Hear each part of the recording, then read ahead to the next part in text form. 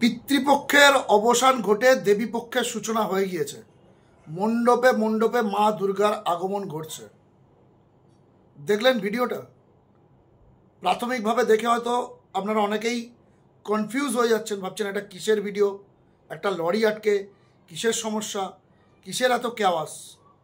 আপনাদের একটু স্পষ্ট করি বিষয়টা। এটা হলো টালিগঞ্জ করুণাময়ী, কলকাতা পুরসভার 115 নম্বর ওয়ার্ডের মধ্যে পড়ে। সেখান দিয়েই একটি দুর্গা প্রতিমা মণ্ডপের দিকে যাচ্ছিল।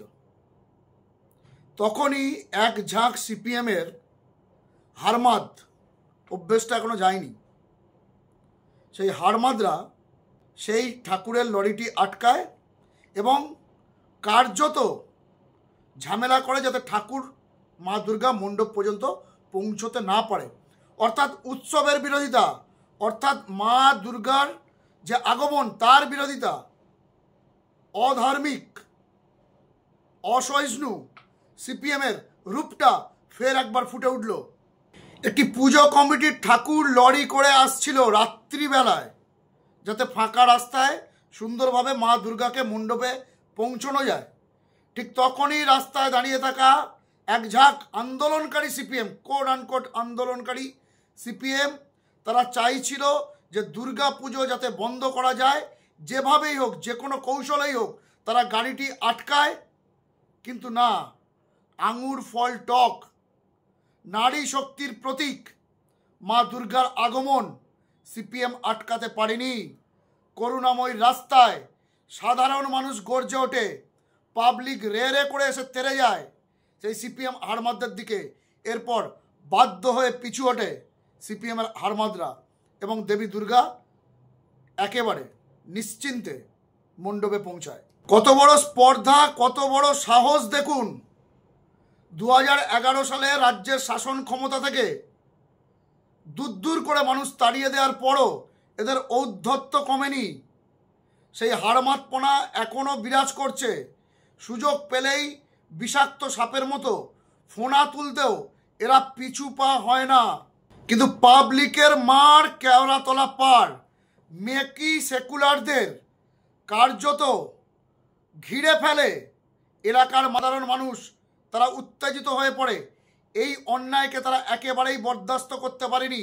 বাঙালির শ্রেষ্ঠ উৎসব দুর্গোৎসব, মা একবার আসেন এবং সারা বছর এই দিনটির জন্য আপামর বাঙালি অপেক্ষা করে।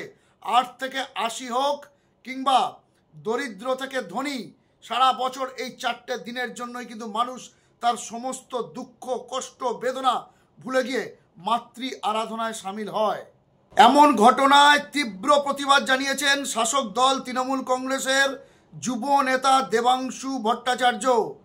তিনি সোশ্যাল মিডিয়া ফেসবুকে পোস্ট করেন এই ভিডিও দিয়ে এবং তিনি লেখেন যে মানুষের ধৈর্যের বাঁধ ভেঙে যায়। টালিগঞ্জের করুণাময়ীর ব্যস্ত রাস্তায় দুর্গা প্রতিমার লরি আটকে সিপিএম বিপ্লব দেখাচ্ছিল। কিন্তু ওই বললাম, পাবলিকের মার কেওড়াতলা পার।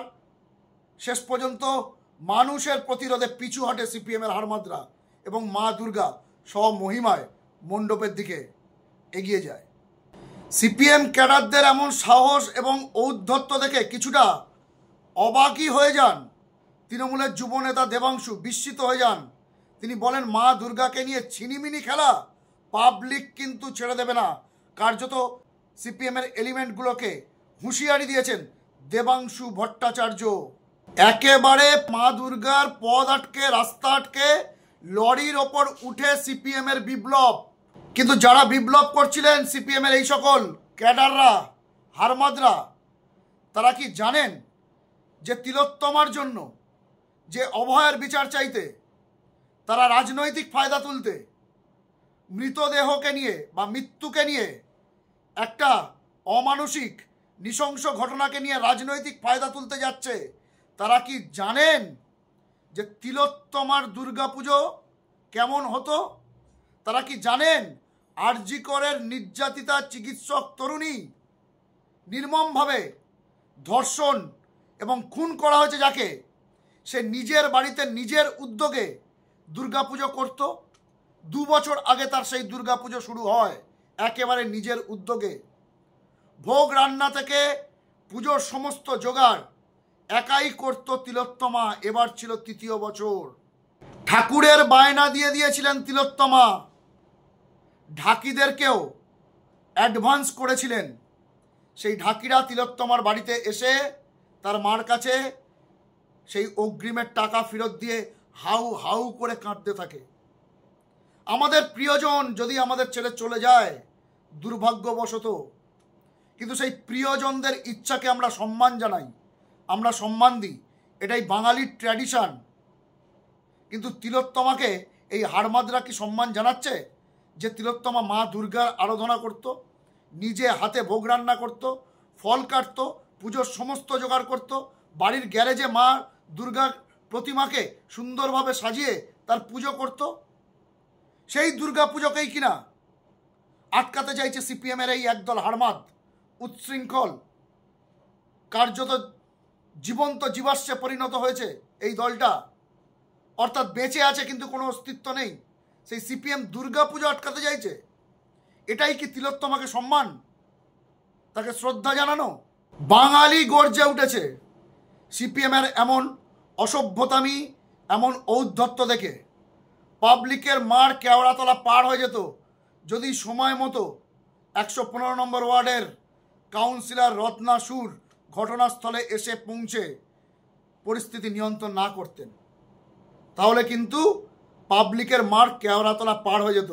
মা দুর্গার পুজো কিন্তু শুধুমাত্র পুজো না, শুধুমাত্র রিচুয়াল না, একটা উৎসব, বাঙালির প্রধান উৎসব। এর সঙ্গে অর্থনীতি জড়িয়ে আছে, বিকল্প অর্থনীতি। গরিব মানুষের সারা বছরের রোজগার জড়িয়ে আছে। সেই জায়গাটাতেই আঘাত করছে সিপিএম। এমন বিপ্লব হয়তো তিলোত্তমাও দেখতে চায় না। কারণ মা দুর্গা মানে একটি মাটির তৈরি মূর্তি নয়, বাঙালির প্রতিটি ঘরের মেয়ে হলেন মা দুর্গা। তিলোত্তমাও আমাদের মা দুর্গা।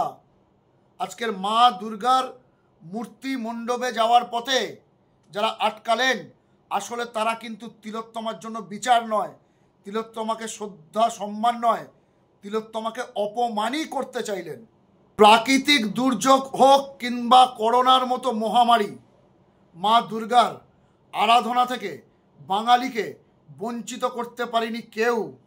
ঠিক সেই জায়গা থেকে সিপিএম যে ঘটনাটি ঘটালো, একটি পুজো কমিটির মণ্ডপে যাওয়া ঠাকুরকে রাস্তায় আটকে দিল, এটা কিন্তু কুৎসিত একটি কাজ।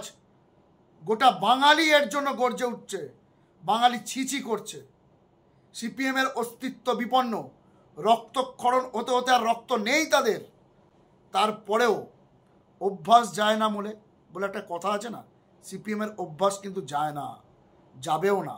যেভাবে তারা যে ঘটনা, যে নক্কারজনক ঘটনা ঘটল, এর নিন্দার কোনো ভাষা নেই। এই প্রতিবেদন আপাতত এই পর্যন্ত। এই প্রতিবেদন যদি আপনাদের ভালো লাগে তাহলে খবরওয়ালা সোমনাথ ইউটিউব চ্যানেলে আপনারা আপনাদের মূল্যবান মতামত জানান। আপনাদের এক একটি মতামত এই ইউটিউব চ্যানেলকে যেমন সমৃদ্ধ করবে, ঠিক একইভাবে আপনাদের এক একটি সাবস্ক্রাইব আমাকে কিন্তু আরও বেশি খবরের ভিতরের খবরকে ময়না তদন্ত করে সেই খবর নিয়ে খবর পিপাসুদের তৃষ্ণা মেটাতে বেশি বেশি করে অনুপ্রাণিত করবে। শুভ শারদীয়ার প্রীতি ও শুভেচ্ছা নেবেন। দেবীপক্ষের সূচনা হয়ে গিয়েছে।